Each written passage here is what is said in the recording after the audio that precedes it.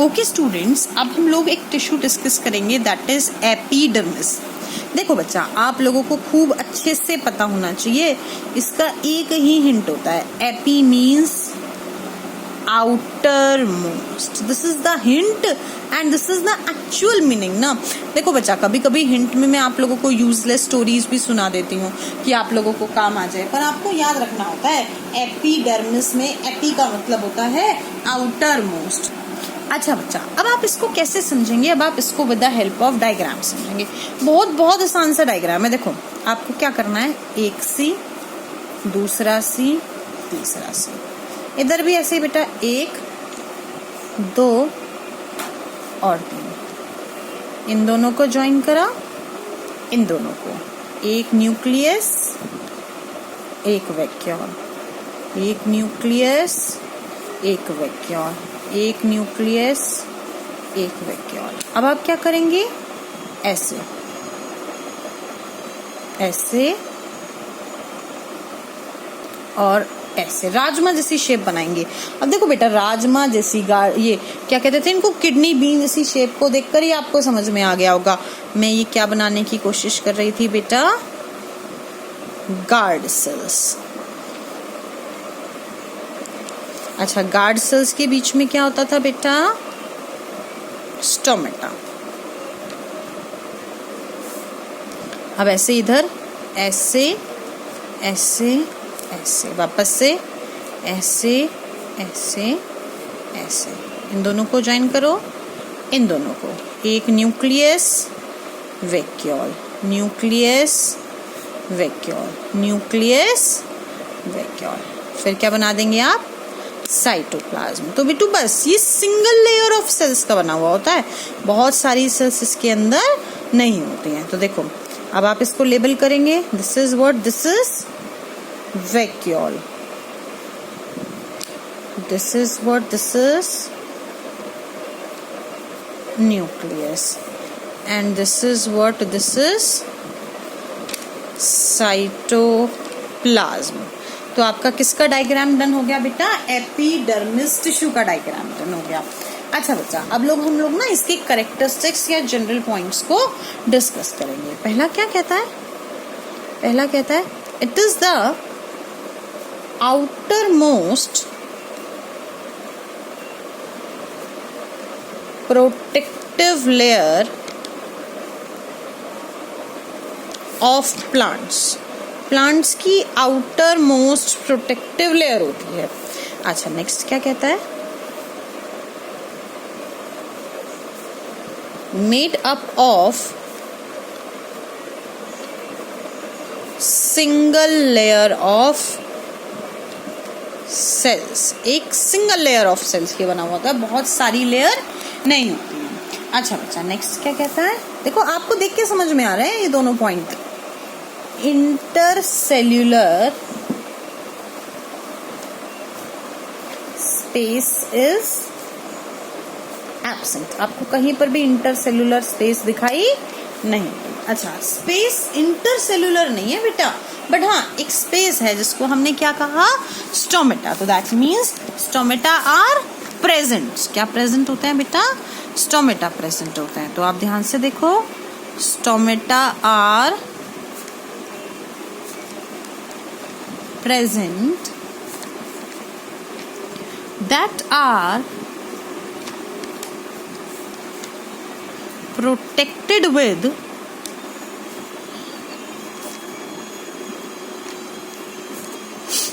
Guard cells. किससे protect होते हैं बेटा, गार्ड सेल्स से प्रोटेक्ट होते हैं। शायद आप लोगों को डायग्राम देख के क्लियर हो गया होगा।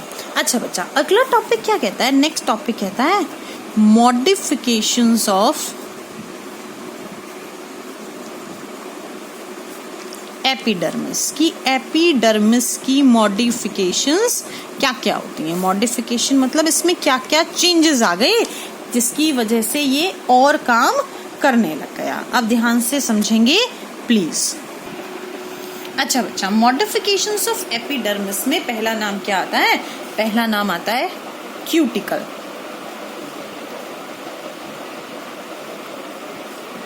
अब इसका मतलब ध्यान से समझने की कोशिश करो। It is a waxy layer present over epidermis. देखो एपिडर्मिस के ऊपर एक वैक्सी लेयर प्रेजेंट है। वैक्सी का मतलब मोम जैसी। देखो बच्चा, आप लोगों ने तो कैंडल्स भी नहीं देखी होंगी, तो आपको कैसे समझाऊं। अच्छा, आप लोगों ने वैक्स क्रेयॉन्स से कलर करा है, तो अजीब सा होता है ना, बड़ा सिल्की स्मूथ सा होता है wax crayons.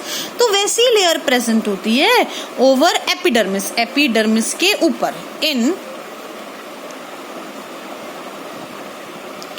Desert plants to prevent water loss. देखो बच्चा, जो वाटर लॉस को प्रिवेंट करने के लिए डेजर्ट प्लांट्स में क्या प्रेजेंट होती है बेटा, एपिडर्मिस के ऊपर एक वैक्सी लेयर, जिसकी वजह से पानी ऊपर नहीं जाता। अच्छा बच्चे, डेजर्ट प्लांट्स को ना जीरोफाइट्स भी कहते हैं। देखो ये जीरो, एक्स को जीरो क्यों पढ़ रही हूँ, ये जीरोक्स वाला जीरोफाइट्स होता है। जैसे हम जीरोक्स की स्पेलिंग एक्स से स्टार्ट होती है पर पढ़ते हम जेड है, ऐसे ही जीरोफाइट्स एक्स से स्टार्ट होता है, पढ़ते हम जेड है। अच्छा बच्चा, अब नेक्स्ट नाम देखो, नेक्स्ट नाम कहता है लेयर ऑफ सिलिका। इस पे क्या प्रेजेंट होती है, सिलिका की लेयर प्रेजेंट होती है। सिलिका की लेयर समझो। अच्छा, कभी घास से खेले हो, अजीब सी घास होती है, हार्ड सी, जो जंगली घास होती है ऐसे ही उग जाती है, तो देखना वो बड़ी हार्ड होती है, एकदम से जोर से लगे ना तो स्किन भी कट जाती है। तो बेटा वो क्यों होती है, वो लेयर ऑफ सिलिका इसीलिए होती है ताकि वो ग्रास को क्या कर सके, प्रोटेक्ट कर सके ग्रेजिंग से, नहीं तो जो एनिमल आएगा उसको खा जाएगा। तो दैट मीन्स, अब ध्यान से सुनो, layer of silica is present in grass to protect from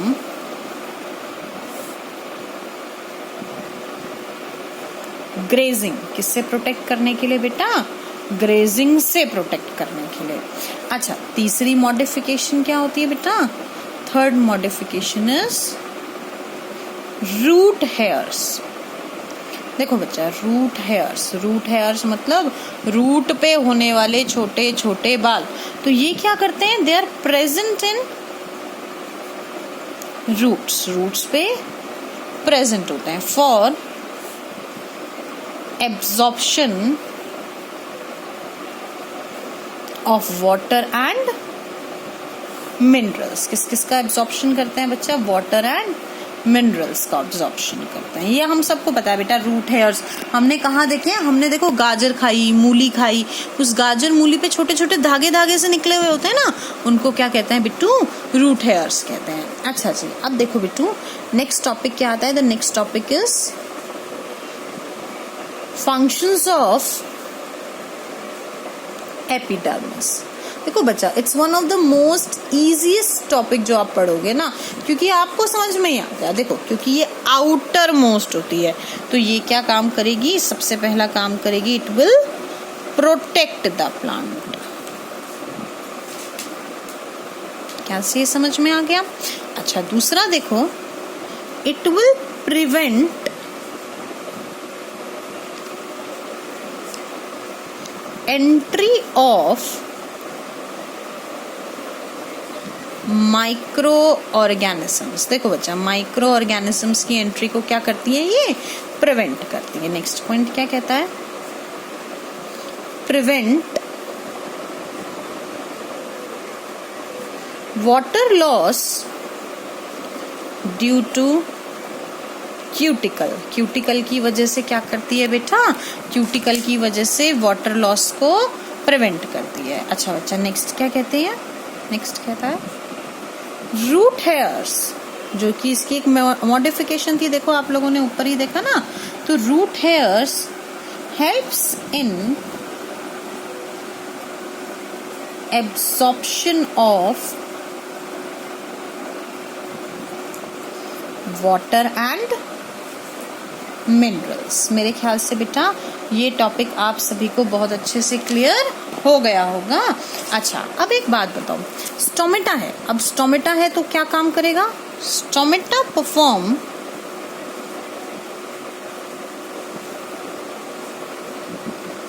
process of gaseous exchange। देखो बच्चा, किसका काम करेगा? गैसियस एक्सचेंज का काम करेगा, क्योंकि स्टोमेटा है तो इसके थ्रू गैस अंदर जाएगी और दूसरी गैस बाहर आएगी। अच्छा, दूसरा आप सबको स्टोमेटा का फंक्शन ना पढ़ा हुआ है, बस याद दिलाना था मुझे। क्या करता है ये? also performs the process of